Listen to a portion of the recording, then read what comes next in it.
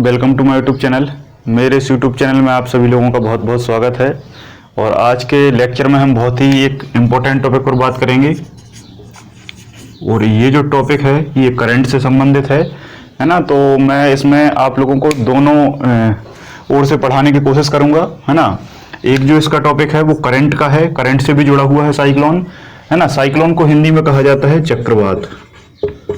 क्या कहा जाता है? चक्रवात। तो चक्रवात को भी मैं समझाऊंगा और आप लोगों को मैं इसी के साथ साथ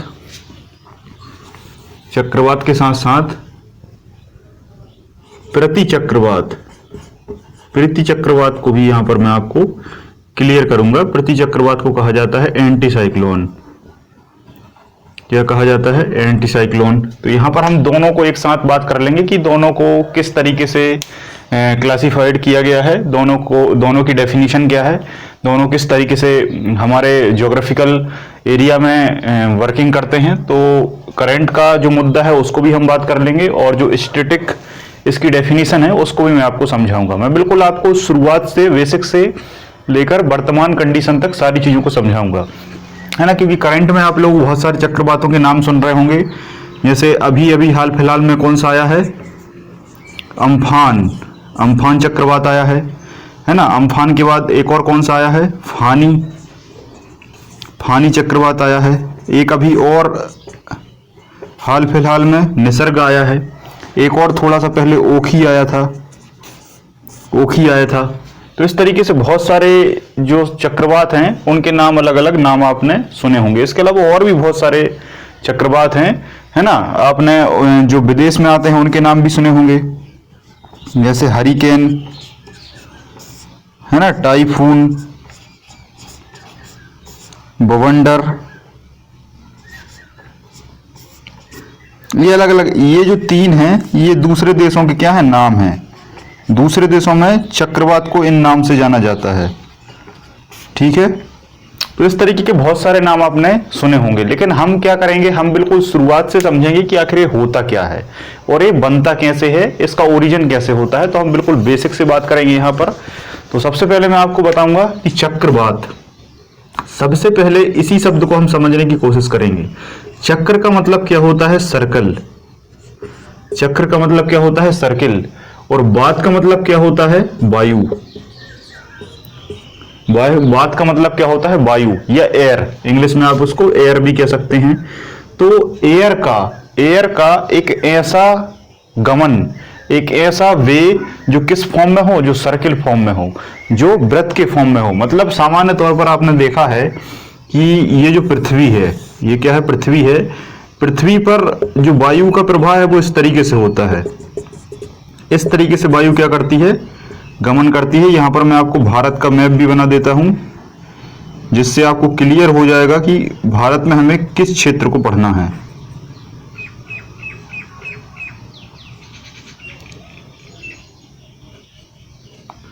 उतना सही से मैप नहीं बन पा रहा, लेकिन फिर भी आप समझने की कोशिश करें। ये आपका भारत है। भारत के इस तरफ अरब सागर है और इस तरफ क्या है? बंगाल की खाड़ी है।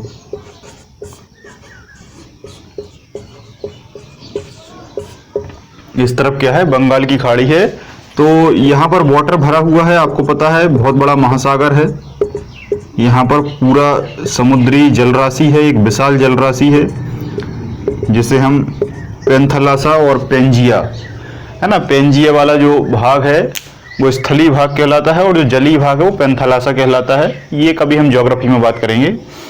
तो वायु सामान्य तौर पर बहती है ना। बहने का जो उसका क्षेत्र है वो क्या होता है? इस तरीके से होता है, लीनियर होता है ना। आप क्योंकि आपकी पृथ्वी पर क्या है? वायुमंडल है अलग अलग परतों पर। इस तरीके से या ऊपर जाते जाएंगे पृथ्वी के तो आपको अलग अलग मंडल मिलेंगे। जैसे क्षोभ मंडल है ना, क्षोभ मंडल है, समताप मंडल है, आयन मंडल है, बहिर मंडल है, ओजोन मंडल है ना। ये सब जो मंडल हैं ये सब मैं एक अलग से क्लास में आपको समझा दूंगा कि मंडल किस तरीके से काम करते हैं। कुल मिलाकर आपको याद रखना है, यहाँ पर क्या होती है? वायु होती है, बहुत सारी क्या होती हैं? अलग अलग गैसें होती हैं। बहुत सारी गैसें हैं, जैसे CO2 है ना, कार्बन डाइऑक्साइड है, ऑक्सीजन है, नाइट्रोजन है ना, आर्गन है, क्रिप्टॉन है, हीलियम है, हाइड्रोजन है, ऐसी बहुत सारी गैसें हैं जो एक वायुमंडल को क्या करती हैं, क्रिएट करती हैं। अब वायुमंडल, प्रश्न ये है कि वायुमंडल जो है, जो वायु की बहुत बड़ी जो संख्या है हमारे पृथ्वी के वायुमंडल में, वो गमन क्यों करती है, प्रवाह क्यों करती है? इसका एक बहुत बड़ा कारण है। पृथ्वी ये है, और आपको पता है कि पृथ्वी आपके अक्ष पर कितनी झुकी है, 23 सही 1/2 या 23.5 डिग्री क्या है इसका एंगल है। इस तरीके से पृथ्वी हमारी झुकी हुई है, और आपको पता है कि ये लगातार क्या कर रही है, गमन कर रही है, घूम रही है।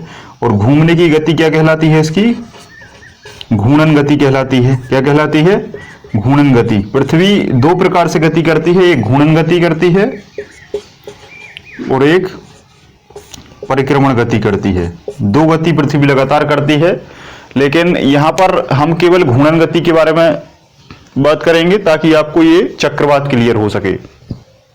जब पृथ्वी घूमती है तो वायु हमारे ऊपर क्या है, पृथ्वी की सतह पर स्थिर रहती है, लेकिन जब पृथ्वी घूमती है तो पृथ्वी के सापेक्ष वायु क्या है, हमें गतिशील प्रतीत होती है। वायु क्या है, गतिशील प्रतीत होती है, और वायु भी गति करने लगती है, ऐसा हमें क्या होता है, आभास होता है। क्योंकि पृथ्वी क्या है, देखो पृथ्वी जैसे वायु यहां पर है, पृथ्वी यहां, जब पृथ्वी यहां घूमेगी तो ये वायु हमें क्या है, गमन होती प्रतीत दिखाई देगी, और हमें ऐसा लगेगा कि वायु क्या कर रही है, गमन कर रही है। एक्चुअल में गमन क्या करती है, पृथ्वी करती है, और पृथ्वी अपना एक बल डालती है किस पर, वायु पर। किस पर डालती है, वायु पर। वायु का जो बहुत सारा समूह है उस पर एक बल डालती है, जिस बल को कहते हैं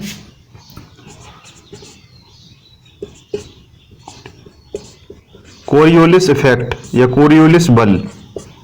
कोरियोलिस बल डालती है, और इस बल के कारण वायु में क्या होता है, विक्षोभ उत्पन्न होता है, और वायु भी क्या कर जाती है, गमन कर जाती है। जब ये वायु गमन करती है तो ये सामान्य तौर पर करती है, लेकिन जब कभी इसकी गति में विक्षोभ उत्पन्न होता है, विक्षोभ का मतलब होता है डिस्टरबेंस। क्या होता है, मतलब डिस्टरबेंस। जैसे ये डिस्टरबेंस उत्पन्न होता है तो वायु किस फॉर्म में गमन करने लगती है, सर्किल फॉर्म में गमन करने लगती है। वायु का भाग चक्रीय फॉर्म में गमन करने लगता है। इसके बहुत सारे कारण हो सकते हैं, है ना। पृथ्वी की गति तो समान रहती ही है, वायु के जब अणु और जो उनके परमाणु है जब वो आपस में टकराते हैं, और उनका जो एक वे है वो थोड़ा सा डिस्टर्ब हो जाता है, और उस डिस्टरबेंस को हम क्या कहते हैं, चक्रवात कहते हैं। क्या कहते हैं, चक्रवात कहते हैं। चक्रवात में हमेशा एक चीज कार्य करती है जिसका नाम है वायुदाब। जिसका नाम क्या है, वायुदाब, या इसी को आप एयर प्रेशर इंग्लिश में कह सकते हैं। एयर प्रेशर, वायुदाब या एयर प्रेशर इसमें काम करता है, और इसी एयर प्रेशर के कारण इस वायु की गति बहुत ज्यादा हो जाती है। सामान्य तौर पर अगर हमें दोनों को हम एक साथ समझें तो दोनों को समझने के लिए आपको बहुत अच्छे से आप समझ सकते हैं।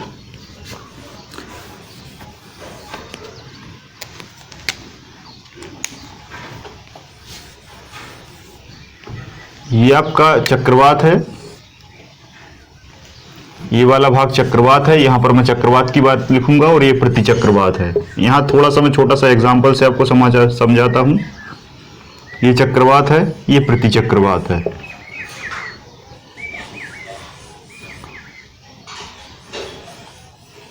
इस तरीके से वायु चलती है। वायु का जो चलने का क्रम है वो लीनियर है, लेकिन इस चक्रवात में वायु क्या करने लगती है, सर्किल फॉर्म में गमन करने लगती है ना। आपने देखा होगा गांव वगैरह में, शहर वगैरह में वायु एकदम से चलने लगती है, और इस तरीके से वायुमंडल गोल गोल घूमने लगता है, और जितना भी जमीन पर अवशिष्ट पदार्थ पड़ा रहता है, कचरा वगैरह, वो भी इसके साथ क्या है, उड़ने लगता है। इसके साथ क्या करने लगता है, उड़ने लगता है। तो इसमें हमेशा ये केंद्र जो है वो हमेशा अपने आप को खाली करने की कोशिश करता है, और वायु हमेशा कहां जाती है, केंद्र की ओर, बाहर की ओर जाती है। वायु हमेशा बाहर की ओर स्थिर होती है, और यहां पर क्या हो जाता है, यहां पर हो जाता है हाई प्रेशर, और केंद्र में हो जाता है लो प्रेशर। बात समझ में आई। उच्च दाब, उच्च वायुदाब और निम्न वायुदाब। हिंदी में उच्च वायुदाब और निम्न वायुदाब, लो प्रेशर और हाई प्रेशर। तो हाई प्रेशर कहां होता है, किनार में, क्योंकि यहां पर वायु ज्यादा तेज गमन करती है। यहां आपने देखा होगा चक्रवात में वायु किनारे पर गमन करती है, और जो बीच है वो बीच आपको हमेशा खाली सा प्रतीत होता दिखाई देता है। बीच हमेशा खाली सा प्रतीत दिखाई देता है, और जब खाली रहेगा तो लो प्रेशर रहेगा, जब यहाँ वायु भरी रहेगी तो हाई प्रेशर रहेगा।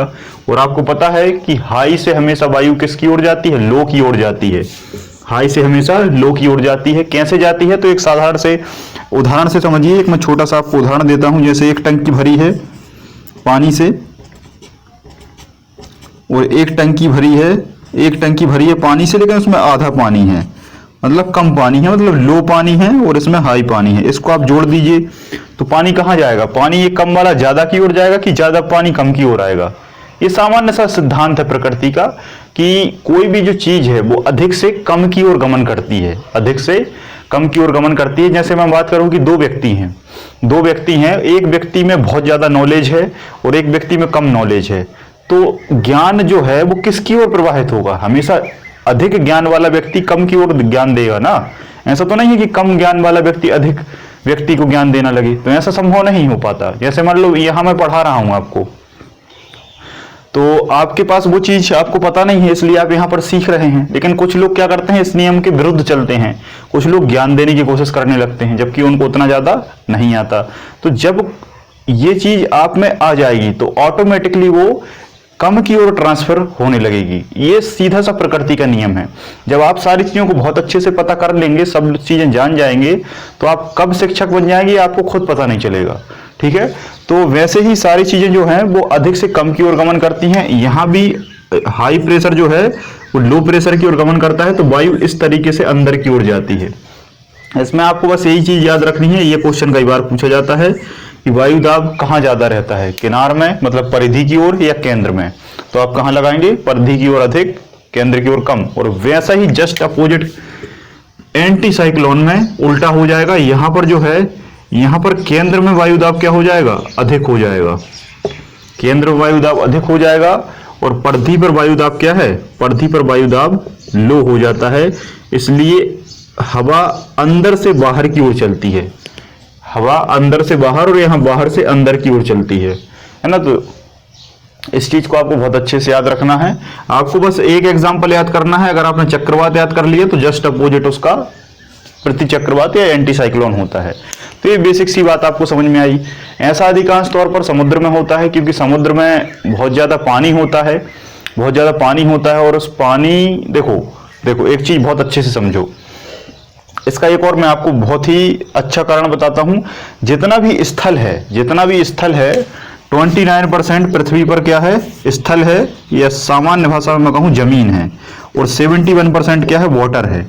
71% क्या है, वाटर है। अब आप मुझे बता दो कि इस टोटल को मिला दोगे तो 100% क्या हो गई, 100% आपकी क्या हो गई, पृथ्वी हो गई। 100% आपकी पृथ्वी हो गई। अब इस सभी 100% पृथ्वी पर 100% वायुमंडल है। 100% पृथ्वी पर 100% वायुमंडल है, क्योंकि वायु सभी जगह भरी हुई है, सभी जगह भरी हुई है।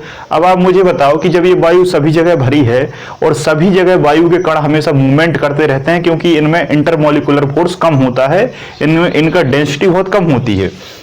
जब ये गमन करती है तो ये 29% ज्यादा प्रभाव डालेगा वायु पर कि 71% प्रभाव ज्यादा डालेगा वायु पर, आप मुझे बता दो। ये ज्यादा है इसलिए प्रभाव 71% डालेगा। जिस व्यक्ति में जितनी ज्यादा प्रभावशीलता होती है वो उतना ज्यादा इफेक्ट डालता है। जिस व्यक्ति में जितना ज्यादा ज्ञान होता है वो उतना ज्यादा प्रभाव डालता है। जिस वस्तु में जितनी ज्यादा मात्रा होती है वो उतनी ज्यादा प्रभाव डालती है। समझ में आ रहा है बात? किसी भी चीज को आप एग्जाम्पल के तौर पर देख लीजिए। जैसे मान लो मार्केट में कोई फसल आती है, किसी फसल की पैदावार अधिक होती है तो वही फसल सबसे ज्यादा प्रभाव डालती है मार्केट पर। अगर अधिक हो जाएगी, है ना, अधिक हो जाएगी तो मार्केट में उस चीज की पर्याप्तता मौजूद हो जाएगी। अगर वही चीज कम हो जाएगी तो मार्केट में वो चीज कम हो जाती है। तो जिस चीज की मात्रा जितनी अधिक उसका प्रभाव उतना अधिक। तो अधिक क्या है, जल है। जल कितना है, 71% है। 71% जल है, इसलिए जल ही वायु पर ज्यादा प्रभाव डालता है, जो कि हमें दिखाई देता है। आपने देखा होगा यही चक्रवात छोटे फॉर्म में कभी कभी आपने गली मोहल्ले में भी देखा होगा। यही चक्रवात जब छोटा सा पृथ्वी पर आता है तो पृथ्वी कैसी है, कम है और स्टेबल है। कम है, स्टेबल है, इसलिए चक्रवात पर ज्यादा प्रभाव नहीं डाल पाती। लेकिन फिर भी आपने देखा होगा कि पृथ्वी की, जमीन की या आपके गली मोहल्ले की जो धूल है वो भी इसके साथ क्या है, चक्रवात के साथ उड़ने लगती है है ना, जो पॉलीथिन वगैरह पड़ी रहती हैं, जो कचरा पड़ा रहता है, वो भी उसके साथ क्या है, उड़ने लगता है और ये उड़ाकर एक जगह से दूसरी जगह ले जाता है। ये आपने बहुत अच्छे से देखा होगा। ठीक है, तो सेम वैसे ही यहां होता है। पृथ्वी स्टेबल है और कम है, इसलिए प्रभाव कम डालती है। लेकिन जल कैसा है, ज्यादा है, 71% है, इसलिए वायु के संपर्क में आकर ज्यादा प्रभाव डालता है और हमेशा चक्रवात समुद्र में उठता है, समुद्र में उठता है। और एक चीज और याद रखें, समुद्र में ही क्यों उठता है, क्योंकि देखो एक चीज तो मैंने बताई, दोनों का रेशियो क्या है, बहुत अंतर है दोनों के रेशियो में, पानी बहुत ज्यादा है। दूसरी चीज और, जितना भी स्थल है, भारत, यहां पर भारत है, अगर मैं पूरा मैप बना दूं तो आपको सातों महाद्वीप बहुत अच्छे से पता होगा। उत्तरी अमेरिका, दक्षिणी अमेरिका, यूरोप, अफ्रीका, है ना, एशिया, अंटार्कटिका, ऑस्ट्रेलिया, ऐसे सभी महाद्वीप हैं। सभी महाद्वीपों की जो जमीन है वो स्थिर है। जमीन कैसी है, स्थिर है। जमीन कैसी है, स्थिर है। जब कोई चीज स्थिर है तो वो ज्यादा प्रभाव डालेगी क्या, नहीं डालेगी। जो चीज गतिशील है वो ज्यादा प्रभाव डालेगी क्या, बिल्कुल डालेगी। समझ में आ रहा है। जैसे मान लो दो व्यक्ति हैं आपके सामने बैठे हुए हैं, है ना, और आप जज हो कि आपको दोनों को क्या करना है, जज करना है। तो एक व्यक्ति भाई सीधा शांत बैठा हुआ है और एक व्यक्ति गतिशील है। एक व्यक्ति गतिशील का मतलब यह है वो काम कर रहा है, बोल रहा है, बहुत सारी हरकतें कर रहा है। तो आप मुझे बताओ आपके ऊपर प्रभाव कौन डालेगा, शांत व्यक्ति प्रभाव डालेगा कि गतिशील व्यक्ति प्रभाव डालेगा? गतिशील व्यक्ति प्रभाव डालेगा, क्योंकि वो क्या है, चंचल है, बोल रहा है, कुछ काम कर रहा है। तो उसकी सारी चीजों को आप ऑब्जर्व करके कुछ ना कुछ आप क्या दोगे, रिएक्ट दोगे। तो प्रभाव गतिशील डालता है। और आपको पता है कि समुद्र का पानी हमेशा गतिशील होता है। समुद्र का पानी हमेशा गतिशील होता है। कैसा होता है, गतिशील होता है। तो गतिशील वस्तु भी ज्यादा प्रभाव डालती है और जो ज्यादा है वो भी प्रभाव डालती है। ऊपर से पानी ज्यादा है और गतिशील है। अब ये गतिशील क्यों होता है, इसके बारे में भी मैंने एक छोटा सा वीडियो बनाया है, तो आप प्लेलिस्ट में जाकर ज्योग्राफी की उस वीडियो को वॉच कर सकते हैं, जिसमें मैंने आपको सूर्य ग्रहण, चंद्र ग्रहण और ज्वार भाटा को समझाया है ना। ज्वार भाटा ही समुद्र के पानी की गतिशीलता को निर्धारित करता है।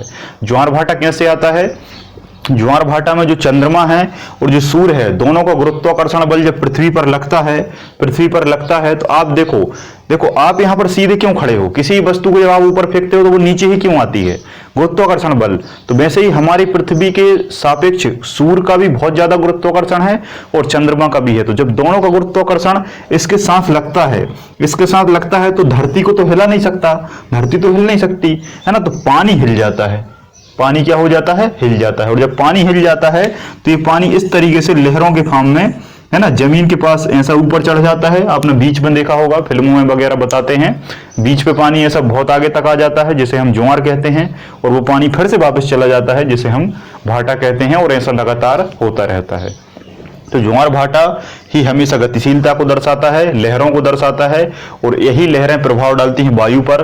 और जब वायु पर प्रभाव डालती हैं तो वायु चक्रवात में बदल जाता है। और जब चक्रवात आता है तो वो बहुत सारे पानी को उठा लेता है, और बहुत सारे पानी को उठा लेने के बाद जहां जहां वो चक्रवात जाता है वहां तबाही मचा के रख देता है, वहां बिल्कुल सारी चीजों को निस्त नाबूद कर देता है ना। तो आपको सामान्य तौर पर ये समझ में आया होगा। अब इन चक्रवातों की स्पीड अलग अलग रहती है, फिक्स स्पीड किसी की नहीं कही जा सकती। सामान्य तौर पर 50, 60 या 70 किलोमीटर से जब ऊपर की स्पीड इसकी होती है तब ये खतरे का कारण बनता है ना। 100, 120 अभी जो आया है उसको 120 से 150, 160 और 200 तक अप्रोक्सीमेट उसकी स्पीड को मापा गया है कि इतनी किलोमीटर प्रति घंटे की रफ्तार से ये चला, फिर धीरे धीरे धीमा हो गया, है ना। अब इसका जो प्रभाव है वो थोड़ा सा कम हो गया है। तो आई होप आपको यहाँ पर चक्रवात पूरा अच्छे से समझ में आया होगा कि कैसे ओरिजिन होता है पृथ्वी पर, कैसे ये भारत तक पहुंचा और अन्य देशों तक पहुंचता है। और इसमें बहुत सारी विशाल जल राशि होती है, क्योंकि जल राशि इसलिए होती है क्योंकि ये समुद्र में क्रिएट होता है। समुद्र में क्रिएट क्यों होता है, क्योंकि समुद्र का पानी गतिशील होता है, और जब वहां पर ये घूमता है, वहां पर ये वायु घूमती है चक्र के फॉर्म में, तो ये बहुत सारे समुद्र के पानी को ऊपर उठा लेती है। और जब उठा लेती है और जहां जहां वो गतिशील स्पीड से ज्यादा जाता है वहां पर पानी, और पानी के साथ साथ तेज वायु की जो स्पीड है वो सारे सजीव, निर्जीव, वहां के भौतिक घटक, वहां के पर्यावरणीय घटक सभी को नष्ट करके रख देती है। ठीक है, अब हम कुछ हाल फिलहाल के चक्रवातों पर बात कर लेते हैं। कि कौन सा चक्रवात कहाँ पर आया है। आप लोगों ने अभी देखा होगा, बहुत सारे चक्रवातों के नाम आपने सुने होंगे।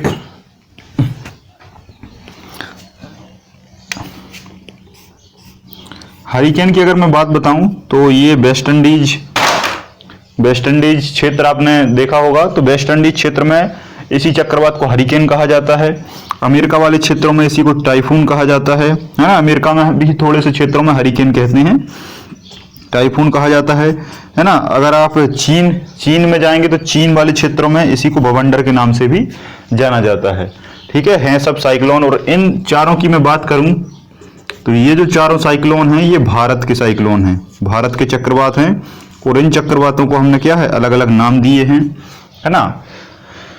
जैसे ओखी जो चक्रवात है, ये वाला जो चक्रवात है ओखी, ये कुछ साल पहले आया था, 2 से 3 साल पहले आया था। और इसने अधिकांश केरल को प्रभावित किया था।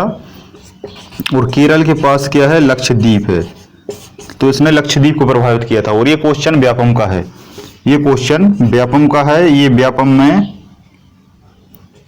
कई बार पूछा जा चुका है, ये क्वेश्चन व्यापम में कई बार पूछा जा चुका है। अगर आपको विश्वास नहीं है तो आप पुराने सेट पेपर व्यापम के उठा सकते हैं, जिसमें कांस्टेबल और एसआई है ना, उनमें ये क्वेश्चन बहुत आयत में पूछा गया है ना। ग्रुप 4 में भी ये क्वेश्चन आया था। तो ओखी, अब क्वेश्चन क्या आ सकता है कि ओखी क्या है। पहला क्वेश्चन चक्रवात है, प्रति चक्रवात मत लगाना, प्रति चक्रवात कुछ नहीं होता। प्रति चक्रवात में मौसम साफ हो जाता है, ये जस्ट इसका उल्टा है, ये विनाशकारी होता है, ये विनाशकारी नहीं होता। तो ओखी क्या है, चक्रवात है, पहली चीज। दूसरा, ओखी चक्रवात कहां आया, केरल, केरल ऑप्शन में नहीं है तो लक्षद्वीप, ठीक है। तीसरा, ओखी चक्रवात किस सागर से निर्मित हुआ, किस सागर में आया, तो आप क्या लगाएंगे, अरब सागर, क्योंकि आपको पता है कि ये केरल है, ये केरल है। और अच्छे से मैं मैप बना देता हूं यहां पर, ताकि आपको बहुत अच्छे से क्लियर हो सके।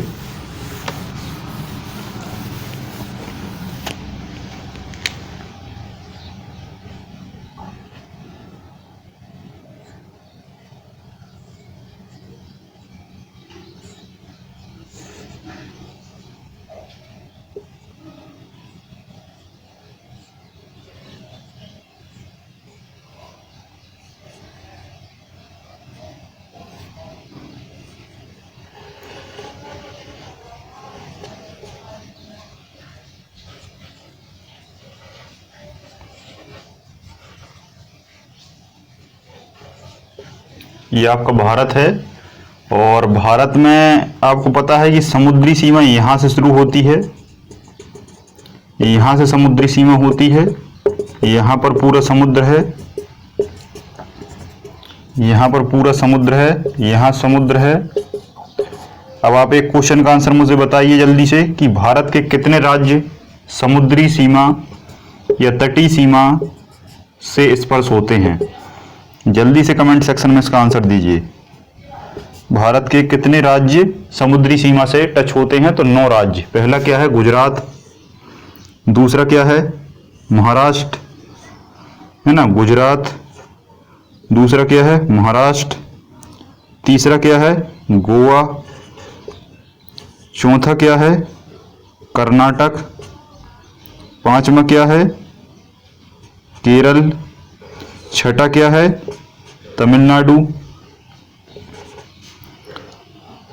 सातवां क्या है, आंध्र प्रदेश। आठवां क्या है, उड़ीसा। और 9वां क्या है, पश्चिम बंगाल। क्लियर है। तो ये 9 राज्य जो हैं आपकी समुद्री सीमा या तटीय सीमा को क्या करते हैं, स्पर्श करते हैं। और इन्हीं 9 राज्यों में हमेशा ये साइक्लोन विनाशकारी प्रभाव दर्शाता है, क्योंकि आपको पता है कि हमेशा चक्रवात समुद्र में आता है और समुद्र से ही वो स्थल पर जब टकराता है तो बहुत सारी तबाही मचा के रख देता है। इन 9 राज्यों के अलावा आपने किसी अन्य राज्य का नाम नहीं सुना होगा। आपने कभी ऐसा नहीं सुना होगा कि जम्मू कश्मीर में चक्रवात आया, हिमाचल में कभी चक्रवात आया, पंजाब में कभी चक्रवात आया, हरियाणा में कभी चक्रवात आया, राजस्थान में कभी चक्रवात आया, उत्तराखंड में कभी, है ना, यूपी, बिहार, झारखंड, उड़ीसा, मध्य प्रदेश। तो ऐसा आपने कभी नहीं सुना होगा, क्योंकि यहाँ पर क्या है, स्थलीय सीमा बिल्कुल भी नहीं है। गुजरात, गुजरात अभी प्रभावित रहा है।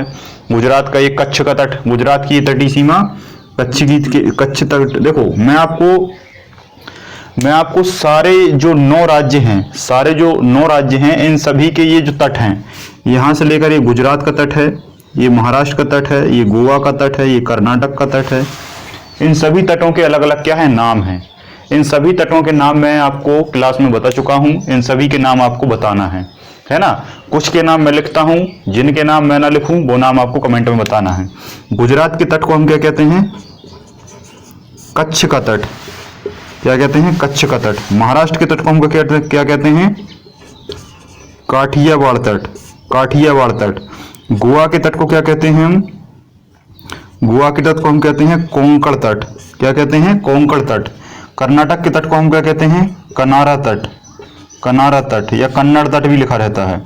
केरल के हम तट को क्या कहते हैं, मालाबार तट। क्या कहते हैं, मालाबार तट। तमिलनाडु के हम समुद्री सीमा या तट को क्या कहते हैं, कोरोमंडल तट। क्या कहते हैं, कोरोमंडल तट। इसके बाद आंध्र प्रदेश, आंध्र प्रदेश के हम तट को कहते हैं सरकार तट। क्या कहते हैं, सरकार तट, सरकार तट, सरकार तट। उड़ीसा के हम तट को क्या कहते हैं, उत्कल तट। क्या कहते हैं, उत्कल तट, उत्कल तट। और एक और बचा है बंगाल, बंगाल। तो बंगाल का तट क्या कहलाता है, इसका आंसर आप मुझे बताएंगे।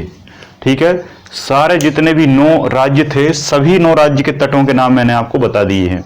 बहुत सारे यूट्यूब चैनल में काठियावाड़ तट को थोड़ा सा आगे तक ले जाया जाता है, कोंकण तट को थोड़ा सा महाराष्ट्र में भी ले जाया जाता है ना, तो वो हो सकता है। लेकिन यहाँ पर मैंने आपको सेपरेट सभी 9 राज्यों के तटों के नाम बता दिए हैं। बस एक मैंने आपसे पूछा है, इसका एक आंसर आप देंगे। कच्छ का तट, गुजरात की जो समुद्री सीमा है वो कच्छ का तट कहलाती है। महाराष्ट्र का काठियावाड़ तट, गोवा का कोंकण तट, कर्नाटक का कन्नड़ तट या कनारा तट, केरल का मालाबार तट, तमिलनाडु का कोरोमंडल तट, आंध्र प्रदेश का सरकार तट, उड़ीसा का उत्कल तट और पश्चिम बंगाल का आप बताएंगे। ये पूरे 9 तट हो चुके हैं। इन 9 तटों पर ही हमेशा चक्रवात जो है अपना क्या डालता है, इफेक्ट डालता है, क्योंकि यहीं से प्रवेश करता है। अब हम हाल फिलहाल में कुछ जो तूफान आए हैं, जो चक्रवात आए हैं, इनके बारे में बात कर लेते हैं। अम्फान, सबसे पहले हम बात करते हैं अम्फान। तो अम्फान कहां पर उठा है, अम्फान उठा है ये वाले रीजन में, और ये वाला रीजन क्या कहलाता है, बंगाल की खाड़ी। क्या कहलाता है, बंगाल की खाड़ी। तो बंगाल की खाड़ी में ये उठा है। अधिकांश क्वेश्चन आपसे यही पूछा जाएगा कि ये चक्रवात कहाँ निर्मित हुआ, तो आप बंगाल की खाड़ी बताएंगे। और दूसरा, किस राज्य को प्रभावित किया, तो बंगाल की खाड़ी में इस तरीके से उठा और यहाँ पर आकर इसने उड़ीसा में तबाही मचाई। तो ये इसका अधिकांश प्रभाव कहाँ देखा गया, उड़ीसा में। उड़ीसा के अलावा थोड़ा सा बंगाल में भी रहा, आंध्र प्रदेश में भी रहा, थोड़ा थोड़ा प्रभाव तमिलनाडु, है ना। और अगर आपसे देश पूछे तो एक तो भारत, दूसरा बांग्लादेश और तीसरा श्रीलंका। इन सभी को इसने क्या है, प्रभावित किया था थोड़ा थोड़ा, लेकिन मुख्य तौर पर भारत, और भारत में पूछे तो आपसे उड़ीसा। फानी की हम बात करें तो फानी भी उड़ीसा में आया था, उड़ीसा। इसमें पश्चिम बंगाल भी कर लेना, है ना। अम्फान जो है, अम्फान ने ज्यादा जो प्रभाव है वो बंगाल में ज्यादा प्रभाव छोड़ा था, है ना। पश्चिम बंगाल में ये ज्यादा आया था। उड़ीसा जो है वो आपको इसमें लिखना है, उड़ीसा में फानी प्रभाव को देखा गया। थोड़ा थोड़ा बंगाल में भी इसका प्रभाव था, बंगाल में और बांग्लादेश में। बांग्लादेश आपको पता है बंगाल का ही भाग है। कैसे हुआ 1905 में अलग, ये मैं आपको इतिहास में समझाऊंगा। तो अम्फान और फानी ये दोनों कहाँ उठे, पश्चिम बंगाल की खाड़ी में, और उन्होंने पश्चिम बंगाल और उड़ीसा को प्रभावित किया था। तीसरा हम बात करते हैं निसर्ग, ये अपोजिट है। निसर्ग कहाँ उठा, अरब सागर में। अधिकांश तौर पर क्या है कि अरब सागर में जो चक्रवात उठता है वो चक्रवात हमारे भारत कभी नहीं आता। ऐसा 1891 से पहली बार हो रहा है, मतलब इतनी सारी साल के बाद ऐसा पहली बार हुआ है कि अरब सागर का कोई भी चक्रवात हमारे भारत आया। अधिकांश तौर पर क्या होता है कि अरब सागर के जितने भी चक्रवात हैं वो इस तरफ को चले जाते हैं।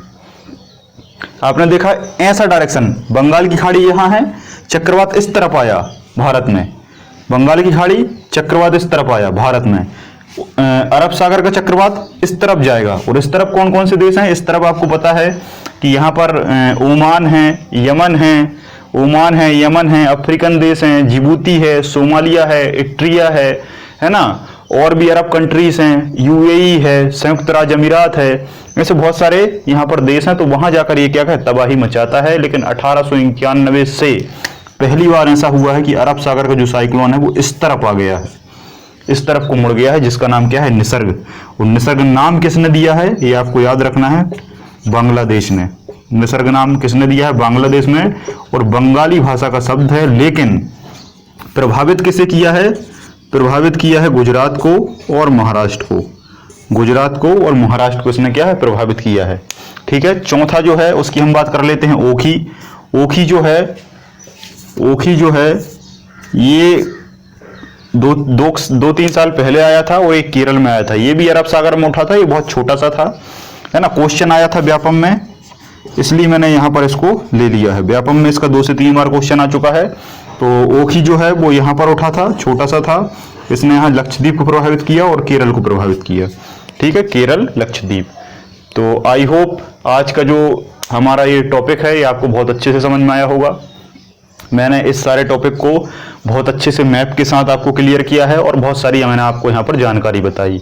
मैंने कुछ स्टैटिक पॉइंट को भी यहाँ पर क्रिएट किया, मैंने आपको परिभाषा भी समझाई, मैंने आपको टाइप्स भी समझाए, चक्रवात क्या है, प्रतिचक्रवात क्या है, ओरिजिन कैसे होता है, कॉरियोलिस बल क्या होता है, पृथ्वी कैसे घूमती है, वायुमंडल को भी समझाया, मैप के माध्यम से भारत के मैप को भी समझाया, सारे तटों के नाम बताए, सारे सागर के नाम बताए, सागर में किस तरफ से किस तरफ जाता है, और हाल फिलहाल में जो करंट में जो आपके साइक्लोन हैं उन पर भी हमने बात की, और सारे करंट के साइक्लोन भी मैंने आपको यहाँ पर समझा दिए हैं। इसके बाद भी अगर कोई भी आपको डाउट आता है तो आप कमेंट सेक्शन में उस चीज़ को मुझे बता दीजिए, मैं आपको उससे और अच्छे से समझा दूंगा। तो आज के लिए बहुत बहुत धन्यवाद। जय हिंद, जय भारत।